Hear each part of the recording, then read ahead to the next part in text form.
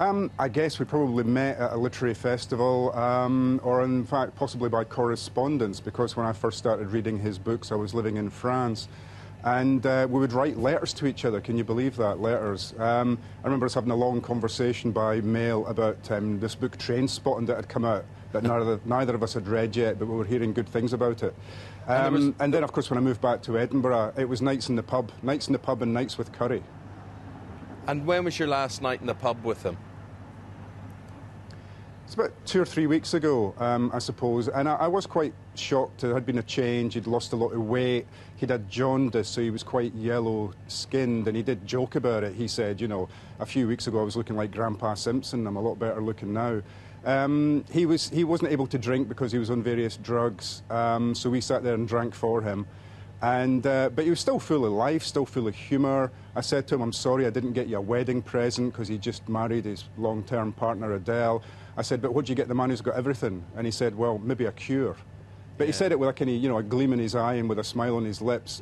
He treated the cancer with the same lack of respect and the same humour with which he treated life. And this suffering from cancer, this will feature in what turned out to be his last book, which is going to be published in the next few weeks. Yeah, and he didn't really want to speak about that in the pub. He wasn't giving away the game about what the book was about. He was just thrilled that his publishers had brought publication forward so that he would be alive to see it. I think we all thought, him included, that he was going to have a few more months than he eventually did. We were planning to have a celebration of his life at the Edinburgh Book Festival in August, at which he was going to attend. And in fact, on Tuesday, Adele and him were told by doctors that he still had a few months. And by the Wednesday, things had deteriorated to such an extent that he was on full-time medical care from then on. So it was a very cruel end, because he'd been told on a Tuesday he still had months to go. He was going to see publication of that final book. And Iain, was he an influence on you at all? The reason I ask you that is you're from the same part of the world, very close together, where you were both born and grew up. I mean, but he was the senior guy, 6 years older than you, and you're there in the same business. Did you look up to him? I did. I mean, I was very jealous of him in some ways, because he seemed to be able to straddle these different genres. He was a world, recognised science fiction author, so he could turn his hand to science fiction. Then he could go and do what he called a straight novel, a literary novel, and then the next year he would go and do another of his culture novels, these novels set in the future, about a race way away from Earth. And he had this fantastic fan base that seemed, the closest I can come is somebody like Robert Louis Stevenson in history, who could write children's books, who could write poetry, who could write travel books, who could write adult novels.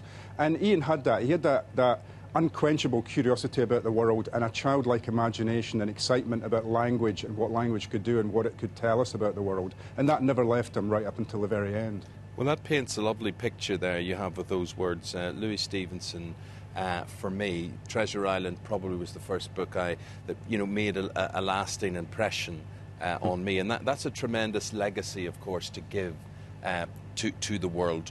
Well, he was also very lucky, because he was one of the last writers I can think of whose work was taken from the slush pile.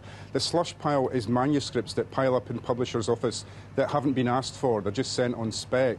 And he did that with the Wasp Factory. And the readers who read it for the publishing house, some of them hated it and some of them loved it, and that intrigued the publisher, and he decided to take a punt. And I think these days publishers are much more risk-averse, and they probably wouldn't have taken a punt on a book that so many people loathed. And when it came out, the reviews were harsh, to say the least. And Iain, with typical humour, decided to put all the bad reviews on the paperback. Very good. There he is, a son of Scotland. How proud is Scotland of him, and what sort of send-off will he get? Well, there's going to be a few drinks. His friends and fellow writers will be having a few drinks from now, probably for the rest of the year. The Scotsman newspaper today, the Edinburgh newspaper, the whole front page is a picture of Iain. I mean, that's how much respect he was held in up here. He was one of our great writers. He was the first Scottish writer I remember ever being on the Granta Best of Young British Writers list. And again, I was very jealous of that as well. But I'll remember him as just a great guy to hang out with, a great guy to go for a pint with, and a great guy to sit down and have a chat with over a curry.